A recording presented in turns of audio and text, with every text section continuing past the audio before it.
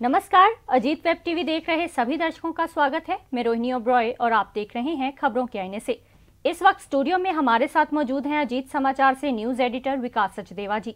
विकास जी, मैं स्टूडियो में आपका बहुत बहुत स्वागत जी, शुक्रिया।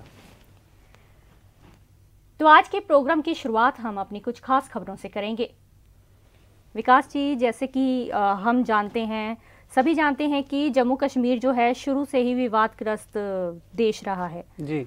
तो इसमें अब वहाँ की सरकार ने कुछ ऐसे नियमों में बदलाव किया है, जैसे कि हम लेटेस्ट ले लें, डोमिसाइल जो नियम है उसमें एक बड़ा बदलाव करते हुए उन्होंने कहा है कि जो जम्मू कश्मीर की लड़कियों के साथ जो बाहरी लोग विवाह करवाते हैं जी, उनका भी मतलब कि पहले तो वो स्थानीय निवासी नहीं कहलाते थे, पर उनसे शादी करवाने के बाद अब उनका जो अधिकार है स्थानीय निवासी वो भी कहला सकेंगे। यहाँ तक कि जो उनके बच्चे भी हैं वो भी इसका अधिकार ले सकते हैं। जी।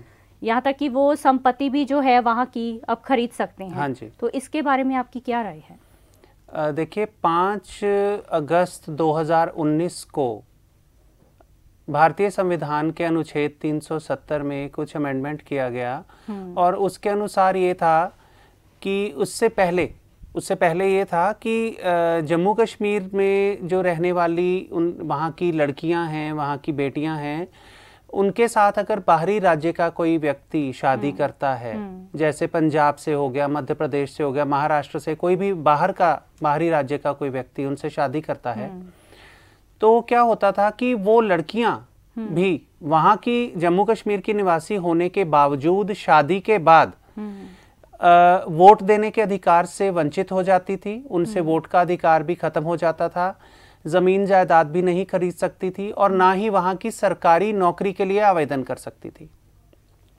लेकिन अब रिसेंटली जो उसमें किया गया है, अमेंडमेंट किया गया है, उसके अनुसार ये है कि वहाँ पर जम्मू कश्मीर में जो लड़कियाँ बाहरी अगर किसी व्यक्ति से शादी करती हैं तो वो भी जम्मू कश्मीर की नागरिकता, जम्मू कश्मीर में रहने के अधिकार से पूरी तरह उसको वो अधिकार मिलेगा। जम्मू कश्मीर में अगर वो व्यक्ति वहाँ का डोमिसाइल बन जाएगा, क्योंकि वहाँ की डोमिसाइल लड़की उससे अगर शादी कर रही है तो वो लड़का भी डोमिसाइल वहाँ का हो जाएगा। वो वहाँ पे ज़मीन या जायदाद भी खरीद सकता है, वहाँ पे सरकारी नौकरी के लिए आवेदन भी कर सकता है। तो ये एक अच्छा साइन हम कह सकते हैं, एक अच्छा संकेत है कि जम्मू कश्मीर में जिस तरह से 370 धारा खत्म होने के बाद अब जम्मू कश्मीर को एक अलग राह पर पूरे देश के साथ चलाया जा रहा है, स्थिति में मतलब सुधार आ रहा है। जी। तो जम्मू कश्मीर के लोगों में ये एक जो कॉम्प्लेक्स था, एक उनमें एक फीलिंग थी इस तरह की कि हमें अलग थलग किया गया है, हम अलग हैं, तो उनको भारत के साथ, भारत के संविधान के अनुसार उसमें मिला के उनको अपनेपन की एक फीलिंग दी जा रही है। बहुत अच्छा संकेत है ये। तो विकास जी, जैसे कि ओलंपिक्स गेम चल रही हैं, जी, हाँ जी। जो जापान की राजधानी है टोक्यो, वहाँ पर हम सभी जानते हैं कि ओलंपिक्स गेम खेली जा रही हैं। तो जापान की अंतर्राष्ट्रीय स्तर पर खेल खेले जाते हैं, चाहे वह एशियन हो, एशियाई गेम्स हो, अंतर्राष्ट्रीय हो या राष्ट्रीय मंडल हो। जी। तो ऐसे क्यों लगता है कि जो हमारे खिलाड़ियों का जो प्रदर्शन की जो एवरेज है वो हमेशा ही नीचे क्यों गिर जाता है, उनका लेवल जो है एवरेज? देखिए, ये बहुत अच्छा एक प्रश्न है और इस पर बहुत समय से एक मांग भी की जा रही है कि इस विषय पर या इस प्रश्न का उत्तर ढूंढना चाहिए या हमें इस पर सोचना चाहिए। जब कभी भी कोई भी गेम्स होती हैं अंतर्राष्ट्रीय स्तर पर, चाहे वो ओलंपिक्स हो, एशियाई गेम्स हो, राष्ट्रमंडल खेलें हों, तो वो जब भी हम उन खेलों में अपने खिलाड़ियों का प्रदर्शन देखते हैं, हम अपने बहुत उत्साह से हम अपने खिलाड़ियों को भेजते हैं। अब देखिए, दुनिया में जनसंख्या के आधार पर हम दूसरे नंबर पर हैं, लेकिन फिर भी खेलों के मामले में जब अंक तालिका देखी जाती है, अभी ये जिस ओलंपिक्स की आप बात कर रहे हैं जो रिसेंटली अब टोक्यो में चल रहे हैं, तो कल की अगर आप अंक तालिका देखें तो उसमें भारत 51वें नंबर पे था। सिर्फ अभी तक एक मेडल जो है वो भारत जीत सका है। बिल्कुल। जो कि बाकी छोटे छोटे देश हैं, जैसे जापान है, एक छोटा सा देश है, भारत से बहुत छोटा है, लेकिन वहाँ उनके कल की अंक तालिका के अनुसार 14 गोल्ड मेडल थे, जबकि भारत अभी तक सिर्फ एक सिल्वर मेडल जीत सका है। बिल्कुल। इसके लिए जरूरी ये है कि हमारे खिलाड़ियों में खेल भावना होनी जरूरी है, लेकिन इसके लिए सबसे जरूरी ये है कि हमें राष्ट्रीय नीति एक बनानी चाहिए खिलाड़ियों के संबंध में, खेलों के संबंध में, ताकि हम अपने खिलाड़ियों के जो प्रदर्शन को एवरेज से ऊपर पहुंचा सके।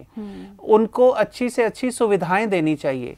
कई बार क्या होता है कि कई खिलाड़ी ऐसे हैं जो खेल में अधिक अच्छा प्रदर्शन कर सकते हैं, लेकिन उनको रोककर किसी सिफारिशी को या इस तरह के लोगों को प्रमोट कर दिया जाता है, उसको मौका दे दिया जाता है। तो होता क्या है कि जब वो प्रदर्शन करेगा तो नेचुरली है कि उसका प्रदर्शन नीचे आ जाएगा। बिल्कुल। उससे आघात किस चीज को लगता है? सबसे ज्यादा आघात भारत की, हमारे देश की साख को आघात लगता है। बिल्कुल। तो अंतर्राष्ट्रीय स्तर पर अगर हमने खेलों को आगे बढ़ाना है, अपने खिलाड़ियों को आगे बढ़ाना है, अगर उसकी औसत को सुधारना है, तो हमें सबसे जरूरी बात यह है कि हमें उस लेवल तक पहुंचने के लिए दूसरे देशों से कुछ सीखना चाहिए। बिल्कुल। जी विकास जी, तो अगर हम कोरोना पर आते हैं, कोरोना की बात करते हैं, तो कोरोना पिछले कुछ टाइम से जो कोरोना ने उसकी जो तेज रफ्तार थी वो धीरे हो गई थी, धीमी हो गई थी। जी। परंतु अब फिर से कोरोना ने रफ्तार पकड़ ली है। हाँ जी। तो अगर हम बात करते हैं केरल की, तो वहाँ की सरकार जो है ये निर्णय लेने पर मजबूर हो गई है कि वहाँ पर लॉकडाउन, वीकेंड लॉकडाउन हमें लगाना चाहिए। हाँ जी। उसका कारण क्या है कि वहाँ पर जो कोरोना के केसेस हैं वो काफी बढ़ रहे हैं। जी। तो लोग समझ में नहीं आता कि लोग लापरवाह हो गए हैं या वो मतलब कि तीसरी लहर को इसके लिए बुलावा दे रहे हैं। इसके बारे में क्या कहेंगे? तीसरी लहर के लिए बहुत देर से शोर मचा हुआ है कि तीसरी लहर आ सकती है या आ रही है। दूसरी लहर का जो प्रभाव भारत में रहा, बहुत ही बुरा प्रभाव रहा। बहुत से लोगों की जानें गई। बिल्कुल। हजारों की संख्या में लोग अपनी जान गंवा बैठे। बिल्कुल। बहुत से घर ऐसे हैं जो खाली हो गए। बिल्कुल। लेकिन अब आप ये देखिए कि आपने अभी केरल की बात की। केरल में पिछले 4 दिनों से जो केसेस हैं, कोविड के केसेस हैं, वो 22,000 से ज्यादा डेली आ रहे हैं। बिल्कुल सही है। उससे क्या हो रहा है कि पूरे देश के जो कोविड के केसेस हैं, अगर आप वो पूरी सूची देखेंगे तो पूरे देश की सूची में केरल में से 51% जो केसेस हैं सिर्फ केरल से हैं। सिर्फ एक राज्य से आधे से ज्यादा होते हैं। जी, आधे से ज्यादा केसेस जो हैं वो सिर्फ एक राज्य से हैं। बिल्कुल। उसी तरीके से अगर हम ये सोच रहे हैं कि ये क्या कोरोना की तीसरी लहर का संकेत है या ये तीसरी लहर आने का संकेत है या तीसरी लहर आ रही है, ये शुरुआत है, तो हमें अभी से सजग हो जाना चाहिए, अभी से अलर्ट हो जाना चाहिए। बिल्कुल। अब आज का ही हम बात कर रहे हैं, अभी कुछ ही देर पहले पंजाब सरकार का ऑर्डर आया है। पिछले 26 जुलाई से उन्होंने 10वीं, 11वीं और 12वीं के स्कूल खोले थे। बिल्कुल। लेकिन आज अभी ऑर्डर आया है कि 2 अगस्त से, जो मंडे आ रहा है, मंडे से सभी क्लासेस की जो कक्षाएं शुरू कर दी गई। बिल्कुल। अगर इसी स्पीड से हम अपनी बेपरवाही, अपनी लापरवाही दिखाते रहे तो कोरोना की तीसरी लहर को कोई रोक नहीं सकता। अब आप बाजार में जाइए, कहीं मार्केट में, आप यहाँ बसेस में चले जाइए, पब्लिक ट्रांसपोर्ट में, ट्रेन्स में चले जाइए। ट्रेन्स भी अब सारी तकरीबन चल पड़ी हैं। तो आधे से ज्यादा आपको 60-70% लोग मिलेंगे जिन्होंने मास्क नहीं लगाया। बिल्कुल सही है। बिल्कुल। हाथ मिलाना शुरू कर दिया लोगों ने। कोई लोगों को है ही नहीं है कि कोरोना रहा है या कुछ। अब मास्क के बिना हम कैसे अलाउ कर रहे हैं लोगों को? बिल्कुल। पब्लिक में, बाहर ट्रांसपोर्ट में या सड़कों पर, बाजारों में हम क्या कर रहे हैं? हमारी पुलिस को जो पहले दिशा निर्देश दिए गए थे, क्या वो वापस ले लिए गए हैं? बिल्कुल ध्यान नहीं मास्क, दे रही। हाँ, तो मास्क लगाना जरूरी है। हाथ मिलाना जो है वो अभी तक प्रतिबंधित है, उस पर प्रतिबंध लगा हुआ है। किसी से सोशल डिस्टेंसिंग भी जरूरी है। इन सभी चीजों का जो बहुत ज्यादा ध्यान रखने की जरूरत है, नहीं तो तीसरी लहर को कोई रोक नहीं सकता। बिल्कुल बिल्कुल सही है।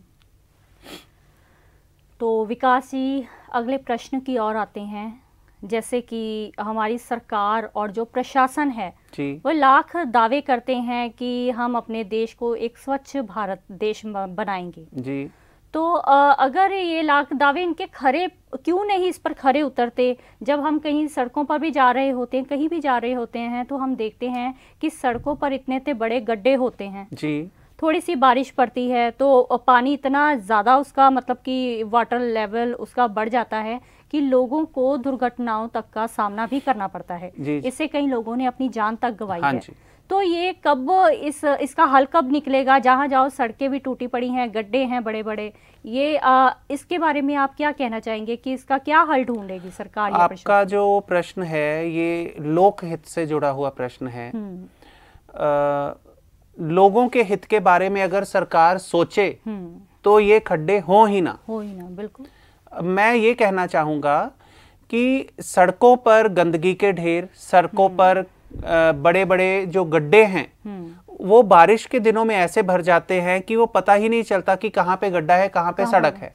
और मैं अगर अपने शहर की ही बात करूं तो हमारे शहर में ही कई ऐसी सड़कें हैं जहाँ पे सड़क नाम की कोई चीज ही नहीं है, सिर्फ गड्ढे ही गड्ढे हैं। बिल्कुल। वहां से अगर निकलने के लिए हम अगर सड़क हो तो निकलने के अगर वहां से 5 मिनट लगते हैं तो वहां से निकलने में, खड्डों में से निकलने में हमें 15 मिनट लग जाते हैं। बिल्कुल, टाइम वेस्ट। और इस तरह की रात के समय में ना स्ट्रीट लाइट हो और इस तरह के खड्डों में अगर कोई फंस जाए, कोई गिर जाए तो बुरी तरह से घायल होता है। कई लोगों ने अपनी जान भी गंवाई है। बिल्कुल।